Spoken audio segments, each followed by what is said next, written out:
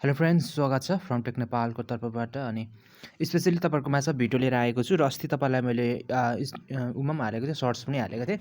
तपाईँहरू देख्न सक्नुहुन्छ मेरो $4.82 लगभग $6 मसँग लस भएको छ। यो के कारणले भयो भन्दाखेरि चाहिँ मैले ट्रेड नगरेको धेरै भएको थियो अनि आफ्नो इमोसनहरूदेखि लिएर अनि मनी म्यानेजमेन्ट राम्रो नगरेको कारणले त्यो हुन गइरहेको थियो। म तपाईँलाई यहाँनिर अहिले म त्यहाँनिर खोलेर पनि देखाउँछु कसरी लस कति लस भएको छ अनि ब्याक टु ब्याक लस भएको छ। अनि त्यस कारणले गर्दाखेरि मैले तपाईँलाई देखाइसकेको छु $12 प्लस भइसकेको चाहिँ अहिले घटेर 4.82 छ भनेदेखि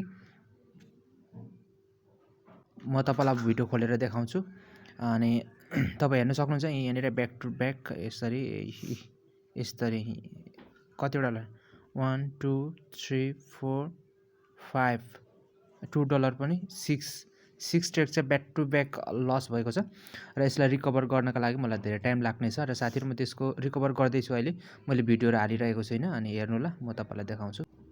ओके, म तपाईँलाई देखाउँछु यहाँनिर अहिले चाहिँ यहाँ अहिले देख्न सक्नुहुन्छ मेरो चाहिँ अहिले चाहिँ ओके रिफ्रेस हुन्छ।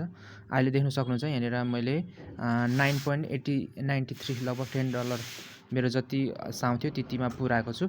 अनि मैले ब्याक टु ब्याक अहिले चाहिँ 1 2 3 4 5 6 ट्रेड, फेरि पनि 6 ट्रेड मैले यहाँ ब्याक टु ब्याक विन गरेको छु।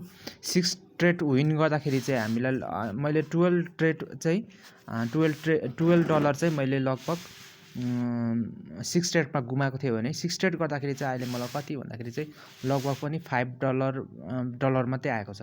भनेपछि यसरी अर्निङ गर्दा चाहिँ जति हामीले गरेको छौँ त्यसको लस हुँदा चाहिँ धेरै जान्छ तर अर्निङ गर्दा थोरै आउँछ। त्यो भएकोले प्यासनले चाहिँ हामीले गर्नुपर्छ। अहिले चाहिँ ब्याक टु ब्याक तपाईँले हेर्नुहुन्छ अनि मैले भिडियो बनाएर आएको छु। अब म भिडियो चाहिँ बनाएर म भिडियो बनाउँदै लाइभ ट्रेड गर्दाखेरि पनि अलिकति मैले राम्रोसित त्यो एनालाइसिस नगरेको कारणले गर्दा त्यो प्रब्लम आइरहेको छ। म तपाईँहरूलाई फेरि पनि अर्को समयमा चाहिँ भिडियोहरू बनाएर देखाउँछु। अहिलेलाई चाहिँ म यसरी नै देखाइरहेको छु। म अब 2-4 महिना चाहिँ यसरी नै तपाईँहरूलाई सर्ट्सहरू र यता नर्मल भिडियोहरू हाल्नेछु।